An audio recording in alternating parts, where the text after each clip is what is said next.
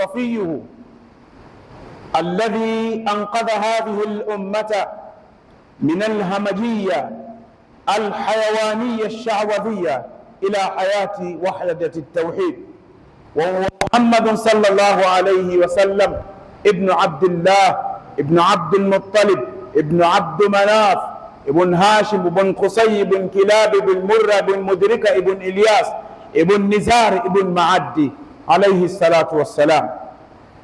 صلى الله وسلم صلاة دائمين متلازمين إلى قيام الساعة. عباد الله رحمكم الله، أوصيكم ونفسي بتقوى الله عز وجل. قال الله تعالى: يا أيها الذين آمنوا اتقوا الله حق تقاته ولا تموتن إلا وأنتم مسلمون. أخرج الإمام مسلم رحمه الله تعالى وذلك في صحيحه أبو الحجاج النيسابوري رحمه الله قال صلى الله عليه وسلم: خير يوم طلعت عليه الشمس يوم الجمعة، فيه خلق آدم، وفيه أدخل الجنة، وفيه أخرج منها، ولا تقوم الساعة إلا في يوم الجمعة. رواه مسلم. Ndugu zangu katika iman, Allah subhanahu wa ta'ala, tukiwa katika Ijumaa hii, ni wakumbushe kwa muhtasari tu, wiki ijayo tarehe 15 ya mwezi wa Shawwal, tarehe 15 mwezi wa Shawwal, ilikuwa ni siku ya Ijumaa mosi, majira ya subuhi, ndipo lilipotokea tukio la vita ya Uhud. Tarehe 15 mwezi wa Shawwal mwaka wa 3 ndipo lilipotokea tukio la Uhud. Baada ya hapo mwaka wa 3, wa 4, wa 5, wa 6, mwaka wa 6 ndipo alipokuja sahaba mmoja anaitwa Mazin ibn al-Ghaduba radhiyallahu anhu kutoka Oman, ambaye ndipo alipokuja kusilimu baada ya kuwa akiabudu masanamu, anafanya shirki, lakini alisikia sauti inamwambia huko Hijaz ametokea mtu anayewaambia watu wamwabudu Mungu mmoja, wasiabudu masanamu.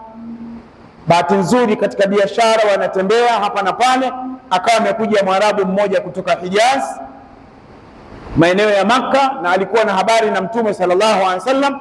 Mazin akamuuliza, nasikia kuna mtu amekuja huko, anasema 1, 2, 3. Akamwambia naam. Mazin akawa ameondoka pale, akamfuata Mtume sallallahu alaihi wasallam. Wakati huo ameshahamia Madina. Mazin ibn al-Ghaduba al-Khitami radhiyallahu anhu, mwaka wa 6 akamwambia Mtume, nimekuja mimi, nilikuwa naabudu masanamu na nilikuwa ni mtumishi katika jumba la masanamu, lakini baada ya kupata habari na mle ndani nimepata sauti ikiniambia niache kuabudu masanamu, ni muabudu Mungu mmoja, tayari ametumwa mtume wa Mwenyezi Mungu, na nimeambiwa mtume wewe ni wewe. Akaambia naam, ndio mimi. Mazin radhiyallahu anhu al-Umani akatoa shahada pale pale, akaondoka. Akamuuliza Mtume sallallahu alaihi wasallam, nikifika kule nifanye nini? Akaambia ukifika kule muabudu Mwenyezi Mungu, usimshirikishe Mwenyezi Mungu, watendee watu wema, wazazi watendee wema, na ufanye haki, ibada sala 5. Akarudi akawa amefika katika mji wa Oman, akawa amejenga msikiti. Mtu wa kwanza kujenga msikiti kwa mara ya kwanza ni Mazin, na hivi sasa upo ndani ya Oman, na ni msikiti ambao serikali ya Oman jazahallahu khairan na watu wa ahlul khair wanaosimamia ule msikiti pale katika mji wa Oman, na upo katika mji unaoitwa Sama, karibuni kama kilomita nadhani 70 au 80, na maana itakuwa ni Dar es Salaam Chalinze. Kwa ndugu zangu, leo ninachotaka kuzungumza leo Leo ni siku ya Ijumaa. Katika Suratul Ahzab aya ya 56, naomba mnisikilize vizuri Waislamu, katika msikiti huu Masjidul Nur, Masjidul Nur hapa Sinza, jirani na hospitali ya serikali. Allah awape afya njema wagonjwa waliopo katika hospitali jirani ya msikiti hapa. Mtume sallallahu alayhi wasallam wakati inashuka hii aya kwake, aya ya 56 katika sura 33, yani Suratul Ahzab, Allah anasema a'udhu billahi minash shaitanir rajim, inna Allaha wa malaikatahu yusalluna 'alan nabi ya ayyuhalladhina amanu sallu 'alayhi wa sallimu taslima. Allahumma salli ala Muhammad wa ala ali Muhammad. Allahumma salli ala Muhammad wa ala ali Muhammad kama sallaita ala Ibrahim wa ala ali Ibrahim wa barik ala Muhammad wa ala ali Muhammad kama barakta ala Ibrahim wa ala ali Ibrahim fil alamin innaka Hamidum Majid. Hii aya Allah anasema inna Allaha wa malaikatahu, hakika Allah na malaika wake, yusalluna ala nabi, kila siku wanamsalia mtume. Kila siku malaika na Allah wanamsalia mtume. Ya ayuha alladhina amanu, enyi mliomwamini mtume Muhammad sallallahu alayhi wasallam, wanamume kwa wanawake, vijana, watu wazima, ambao na mimi nikiwemo, sallu alayhi, msalieni sana mtume sallallahu alayhi wasallam. Sasa ndugu zangu, leo ni siku ya Ijumaa. Hii Ijumaa ina siri gani? Nisikilizeni vizuri. Hadithi katika Sahih Muslim, hadithi ya 854, mtume anasema khairu yaumin, siku bora, siku bora kwa wiki, siku bora yenye thamani tukufu kwa Mwenyezi Mungu, talaat alayhi shams, inayotokewa jua. Kuna Jumamosi, Jumapili, Jumatatu, Jumanne, Jumatano, Alhamis, katika haya siku 6, lakini siku iliyokuwa bora, jua likichomoza, linajua limechomoza katika siku iliyokuwa bora. Ukiacha hizi siku 6, mtume akasema yaumul jumaa, ni siku ya Ijumaa. Kwa nini? Hadithi katika Sahih Muslim, mtume akasema fihi, siku ya Ijumaa kama ya leo. Lakini mwaka gani? Mwezi gani? Tarehe ngapi? Naqifu haithu waqafatin nusus, tunasimama pale pale iliposimama dalili. Fihi, siku ya Ijumaa kama ya leo, khuliqa Adam, ndiyo siku aliumbwa mtume Adam alayhi salam na mama yetu Hawa. Ijumaa kama ya leo. Wa fihi, na siku ya Ijumaa, udkhila aljanna, ndipo alipoingizwa peponi kwenda kuanza kuishi maisha ya raha, kula bure, kulala bure, anahudumiwa bure na watumishi wa peponi. Wa fihi, na siku ya Ijumaa, ukhrija minha, ndiyo alitolewa peponi akaletwa duniani. Aliteremkia wapi?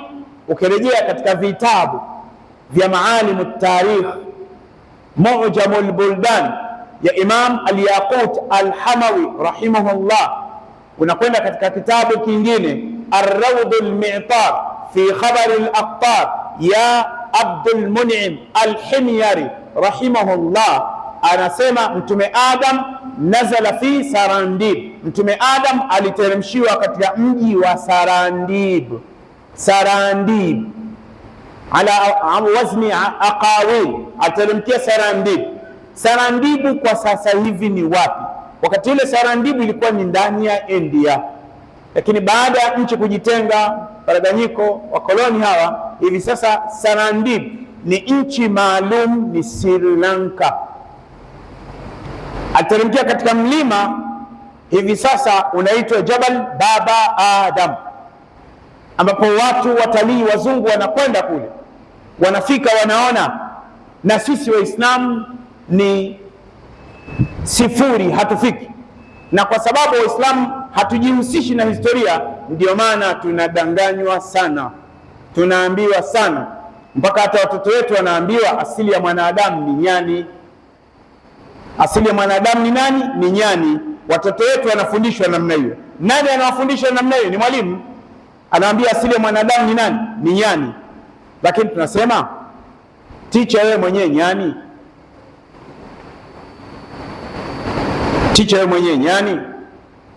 Na ile kamati iliyokaa kutengeneza syllabus, scheme of work, marking scheme, lesson plan, yote manyani? Na wizara kama inalikubali hili, wale waliopitisha hivi ile kamati mpaka wanapata allowance manyani? Hiyo hawatukubali. Why mnaendelea kuwafundisha watoto wetu asili ya mwanadamu ni nyani? Hivi hamjui kama wazungu watupendi? Narudia tena na karimu maneno ambayo huwa wanasema.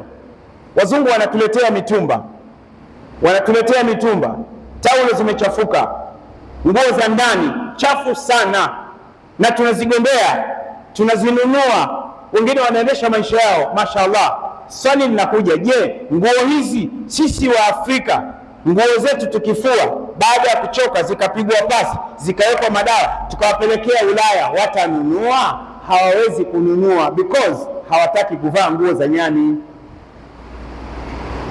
Hawataki kuvaa nguo za nyani because wenyewe wa Afrika manyani, na mmekubali wenyewe kuwa manyani. Na kile wanapochora picha za nyani ni picha za Waafrika. Why? Why? Lesh? Limadha? Kwa nini? Kwa nini? Kwa nini ni Waafrika? Kila mtu aweke akilini. Kwa hiyo mimi naomba walimu mfundishe mtoto topic hiyo, lakini usiseme asili ya mwanadamu ni nyani. Waambie hao wazungu wamekosea, wahuni.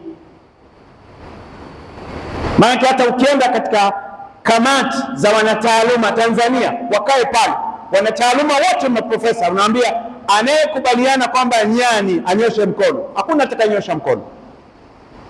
Lakini Waafrika hatujitambui namna hiyo, lakini mimi nawaambia mjitambue. Sasa Mtume sallallahu alaihi wasallam, Mtume Adam ameumbwa siku ya Ijumaa, na ndio mwanadamu wa kwanza kuumbwa, na ndio maana tunaitwa wanadamu, banu Adam, watoto wa Adam. Na mama yetu ni Hawa, mama Hawa. Mtume Adam alayhi salam anaumbwa ana urefu wa dhiraa 60, na mama Hawa alikuwa na urefu wa dhiraa 60, mita 34 kwenda juu. Ina maana mama Hawa na mzee Adam kama wataingia msikiti wa Nuru hapa, wataswali wameinama, ama itabidi waswali wamekaa chini, sababu hawawezi, ama waswali nje, sababu ni warefu sana. Sasa wafihi taqumu saa, katika riwaya nyingine, na kiyama itasimama siku ya Ijumaa. Wafihi riwaya wafihi tiba fi, na ndio siku ambayo Mtume Adam aliomba toba kwa kula ule mti, yeye na mama yetu Hawa, wakawa wamekubaliwa toba yake. Lakini mama yetu Hawa aliteremshiwa wapi? Yeye mama Hawa aliteremshiwa hapa Jidda. Jidda au Jadda au Judda, wanasema panaitwa Jidda au Jadda kwa mkuu, yani bibi mkuu, na mama Hawa amezikwa pale Jidda. Kaburi lake ni refu sana, ni kutoka hapa niliposimama kwenye mihrab au kwenye mimbar mpaka kwenda pale sehemu ile, ama inaweza ikapita. Huo ni urefu wa mama yetu mkubwa, mama Hawa. Lakini sisi umati Muhammad pekee ndio wafupi, na ndio maana sisi ni wakorofi kwa maasi. Watu wafupi wakorofi sana, jeuri, vurugu, tabu, watu wafupi, ndio maana tuna matatizo sana. Mtume akasema wala taqumu saatu illa fi yaum aljumaa, kiyama haitasimama isipokuwa siku ya Ijumaa. Siku kama ya leo, Ijumaa gani? Huamini kiyama kama itasimama? Subiri. Kama kuna mtu mmoja ambaye anatembea kwenye mitandao kwamba hakuna kiyama, hakuna haja ya kwenda kuhiji, adhabu ya kaburi hakuna, subiri tu my friend, subiri ufe. Yule msipate naye tabu, mwacheni, subiri ufe. Lile jamaa likifa, wewe utaona mwenyewe, atadefine kule, na hawezi kutoa taarifa wala kupiga simu, maana katapigwa kabari ambayo haipo duniani. Magereza zote duniani hakuna. Rawahu Muslim. Haya, hadithi ya pili Mtume sallallahu alayhi wasallam, ndugu zangu, anasema akthiru salata alayya yawm aljumua, enyi Waislamu niswalieni sana kwa wingi siku ya Ijumaa, siku kama ya leo. Allahumma salli ala Muhammad wa ala ali Muhammad. Mtume akasema wa lailatul jumaa, na usiku wa Ijumaa, alhamis kwa mkia Ijumaa.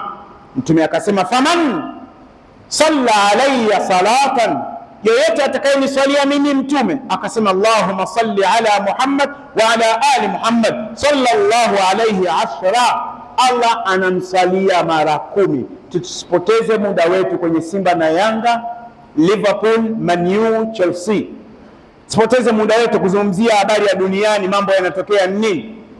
Sallu ala nabi sallallahu alayhi wasallam, msalie Mtume. Ukimsalia Mtume, Allah mara moja, Allahumma salli ala Muhammad wa ala ali Muhammad, Allah anakusalia mara 10. Wewe mtaje star yoyote, mtu wa nyuklia yoyote duniani mtaje, you are wasting your time with nothing. Anta tudai waqtaha bibalash. Sawa.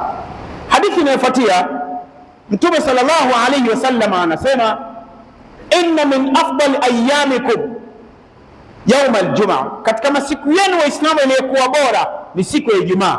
Kwa nini ya Rasulullah? Mtume akasema faakthiru alayya min as-salati fi, niswalieni sana siku ya Ijumaa kama leo. Fa inna salatakum ma'rudatun alayya, sala zenu mnazo niswalia, ukisema Allahumma salli ala Muhammad wa ala ali Muhammad, Mtume anapelekewa. Rawahu Abu Daud.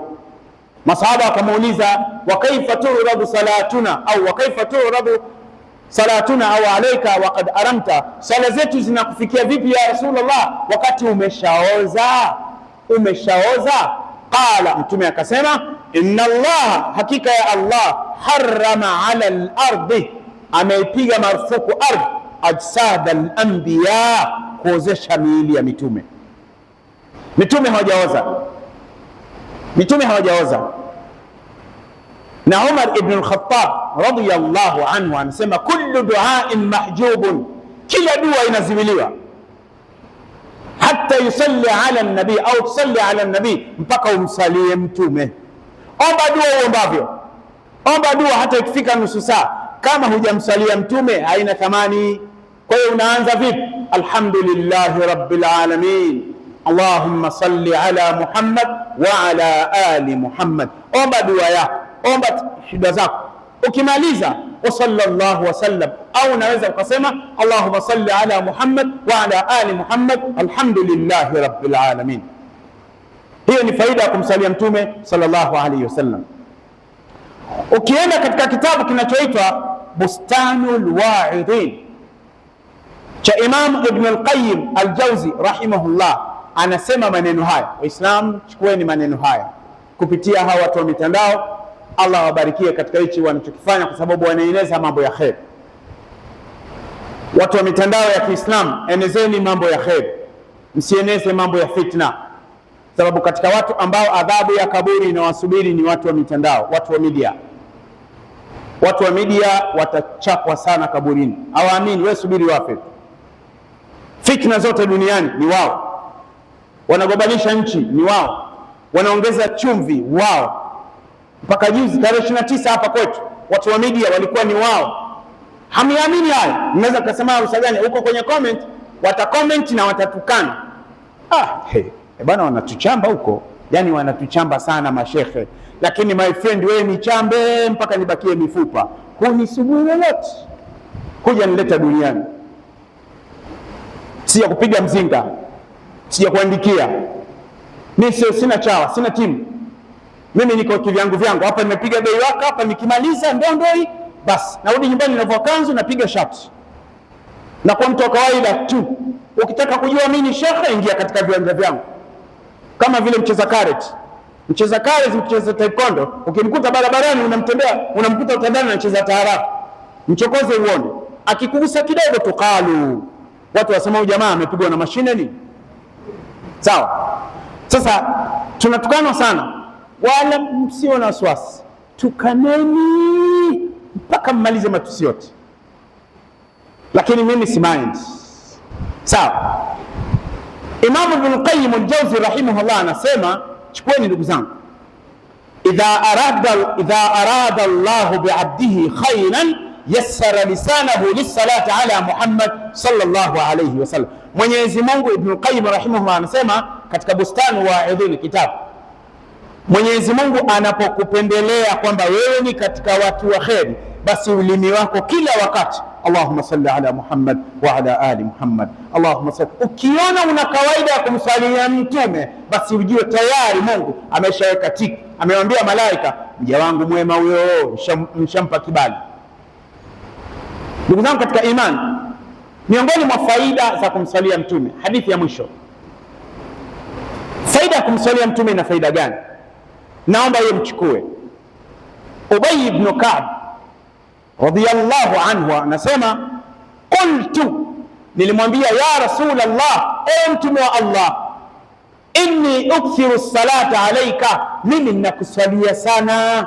Chukueni sana ndugu zangu, sahaba anamuuliza mtume, inni ukthiru salata alayka, mimi ninakusalia kwa siku, ninakusalia sana. Fakam aj'alu laka min salati, niambie kwa siku nikusalie mara ngapi? Sahaba anamuuliza mtume, na mimi ninakufikisheni ujumbe huu. Fakam aj'alu laka min salati, nikusalie mara ngapi? Qala, mtume akamwambia, ma shi'ta, nisalie kiasi ninachotaka. Fa in qultu, nikamwambia mtume, arruba, je, kwa siku nikusalie robo siku?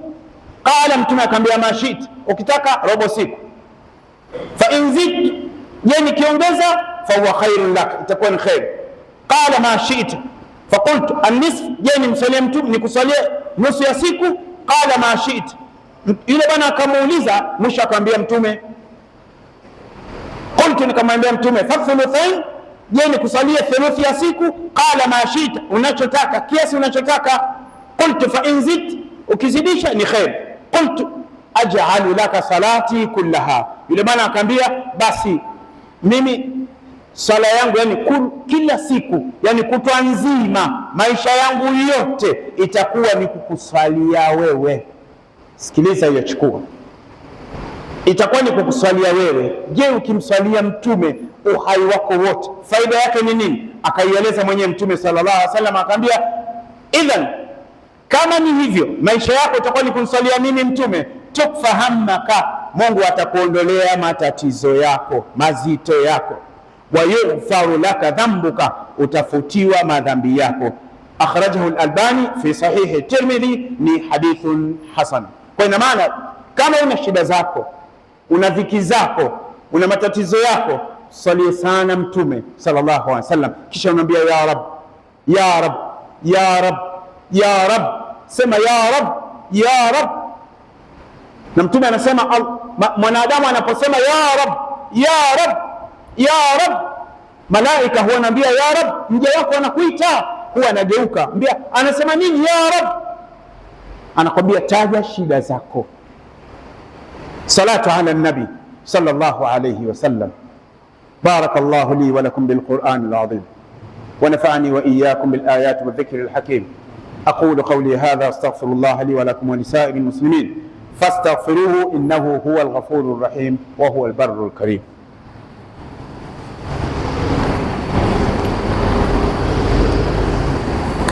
Wa ashhadu anna Muhammadan abduhu wa rasuluhu.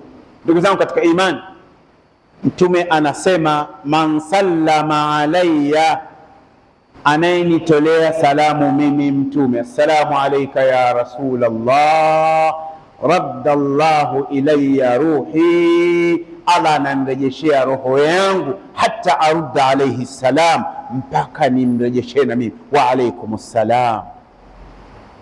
Kwa hiyo unaweza ukakaa tu ukasema assalamu alayka ya Rasulullah, hapa ukiwa Sinza kwa wajanja. Je, ukiwa Madina, Rasulullah yule pale kalala pale na upo katika msikiti wake, lakini huku anakuitikia salamu, salamu alayka ya Rasulullah. Mtume akasema, inna Allaha wakkala bi malakan ala qabri, Allah amemweka malaika kwenye kaburi langu.